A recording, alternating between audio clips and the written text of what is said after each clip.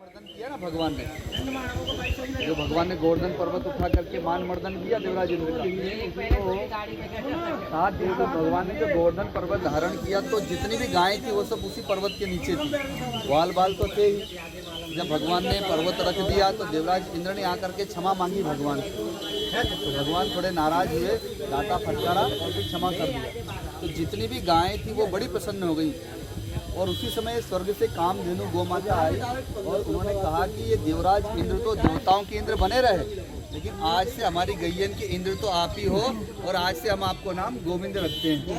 तो तभी से भगवान का नाम गोविंद पड़ा। बोलिए गोविंद भगवान की जय। तो भगवान ने जब वहाँ पर गोवर्धन जी की पूजा कराई थी तो जितना भी दूध चढ़ा वहाँ पर और जल चढ़ा वो यहीं पर ऊपर से लेकर के गोविंद कुंड पर इकट्ठा हुआ। जैसे पर्वत में चढ़ाया ना तो नीचे ही ना जाएगा, इसीलिए इस कुंड का नाम गोविंद कुंड पड़ा। और अभी हम लोग मुखारबिंद का दर्शन करके आए, मानसी गंगा और मुखारबिंद। तो आप लोगों ने देखा होगा एक तो छोटा सा गोवर्धन पर्वत जैसा था है ना, एक शिला थी और एक ऐसी प्लेन शिला थी। तो देखा होगा भगवान ने अपने 2 रूप बनाए थे, एक तो गोवर्धन से प्रकट हो गए और सब भोग लगाया और एक गोपियों के बीच में खड़े थे तो सब देख के मुस्कुरा रही थी। तो ये तो भक्त और भगवान तो दोनों एक ही जैसे लग रहे हैं, क्योंकि भगवान ग्वाले बन करके उनके बीच में भी थे और गोवर्धन के भीतर से प्रकट भी हो गए थे। तो वहाँ पर वही था, एक तो गोवर्धन के रूप में भगवान और एक जो शिला थी उस शिला के भीतर में भगवान का मुखारबिंद था, इसीलिए वहाँ पर मुखारबिंद कहा जाता है। मुझे वहाँ के पुजारी सब ले गए थे, समझा रहे थे, उन्होंने दिखाया भी वो आकृति बनी हुई। इसमें शालिग्राम की भी आकृति थी, भगवान श्री कृष्ण की भी आकृति थी, इसीलिए दोनों पर दूध चढ़ाया जा रहा था। तो वो मुखारबिंद की ये महिमा थी और ये गोविंद कुंड की महिमा थी।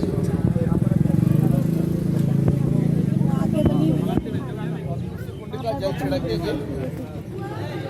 हाँ अभी भक्त लोग सब करेंगे।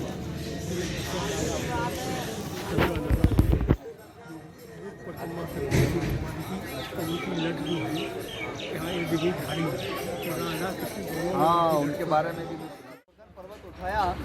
तो बाद में जब देवराज इंद्र आए क्षमा मांगने के लिए तो अपने पूरे साजबाज के अर्थात सारे देवी देवताओं को लेकर के आए, ऐरावत हाथी और सुरभि गायें और अपने अप्सराओं को भी लेकर के आए। इन अप्सराओं में नवल किशोरी अप्सराएं वो भगवान की भक्त बन गई। तो उन्हीं का ये कुंड है, इसलिए यहाँ नवल दोनों मिले हुए, ये जो कुंड में है ये दोनों इसलिए मिले हुए हैं। इसका नाम नवल किशोरी कुंड है, नवल अप्सरा कुंड।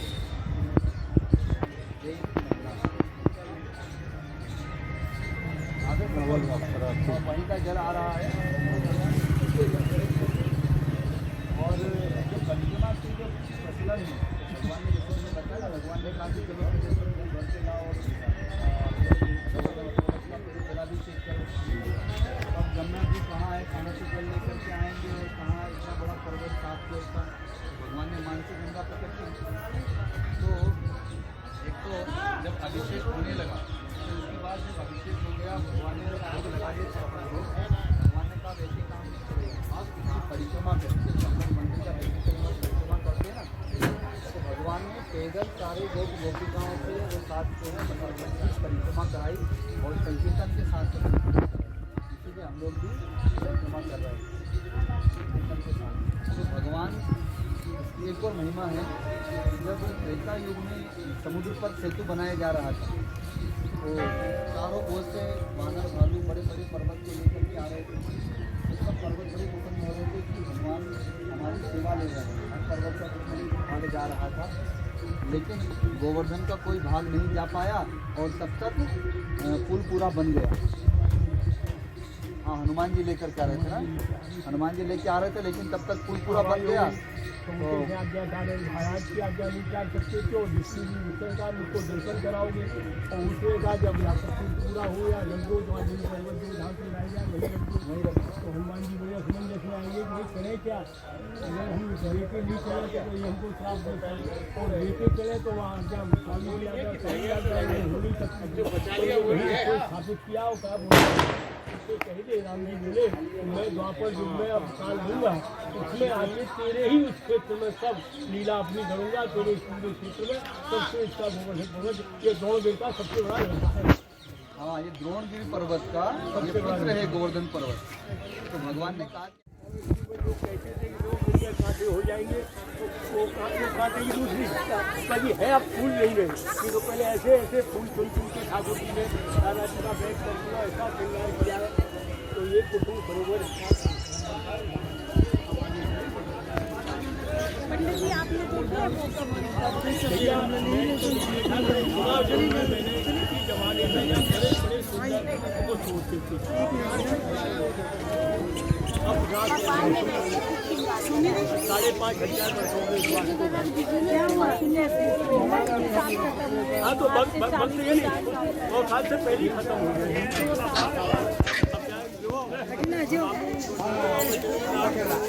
सबके क्या दिन एक कदम घंटी या 4 कदम नहीं हो जाए देखने कोई है नहीं कदम के बैठे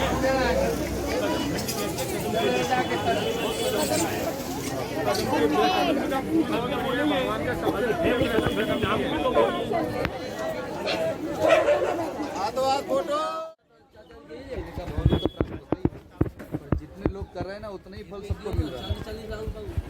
समूह में यही आनंद है और ये पुण्य का ही आनंद है। नहीं तो आप प्रतिकूल परिस्थिति में चल रहे हैं कि नहीं चल रहे हैं।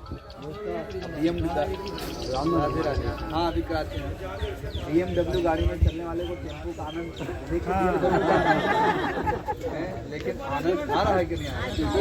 जब तीर्थ में पुण्य बढ़ता है तो पुण्य का आनंद है, इससे बहुत ज्यादा ही पुण्य का आनंद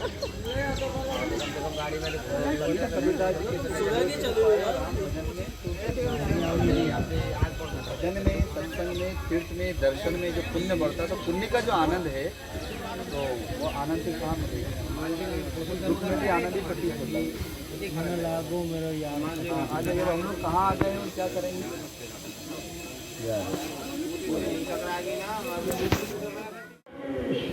आज के पावन पर्व पर गोवर्धन पर्व के सभी तीर्थयात्रियों का मंदिर श्री गिरिराज मुखारविंद मुकुट का संसार नाम वाले आपका हार्दिक अभिनंदन करता है।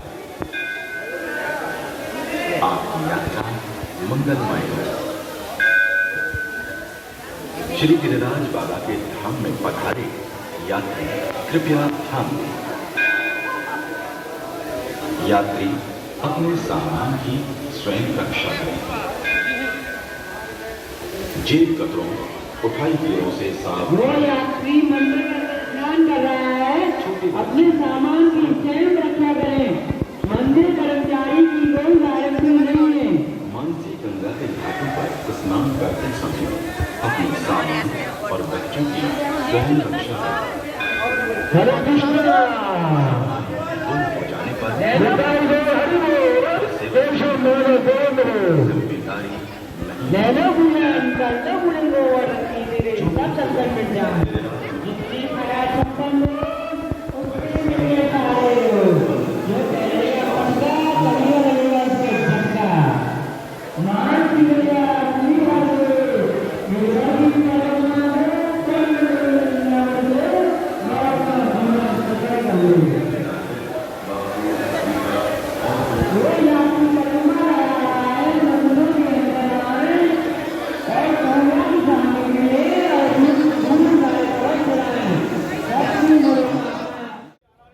ये है कुसुम सरोवर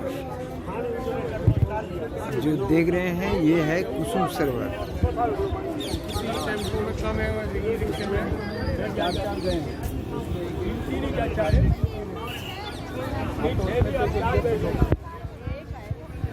चार या 5 ही चलेंगे, एक आगे जेंट्स बैठ सकता है। आप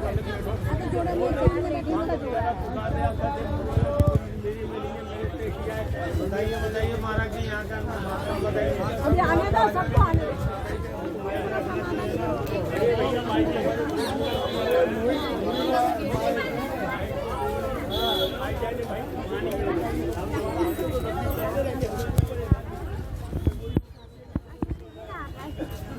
ये ना आ रहा है।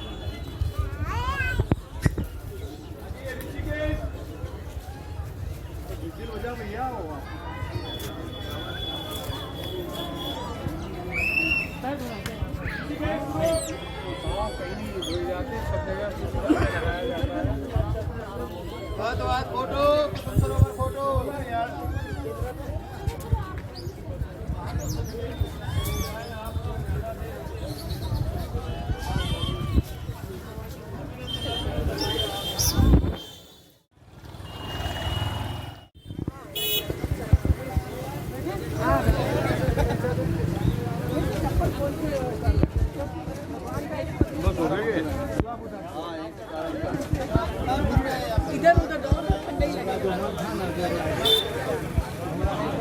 क्या हुआ? ये भी पहन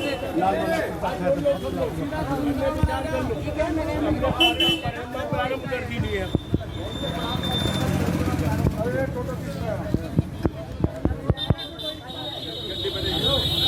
दादा नमस्कार।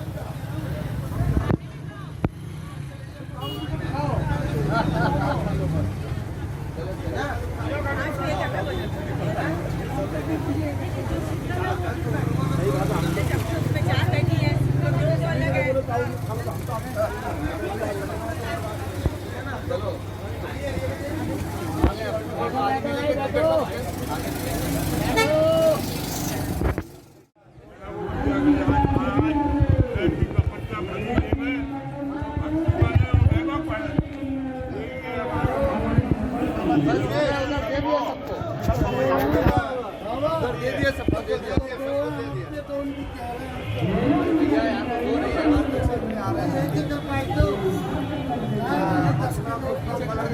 दे दिया।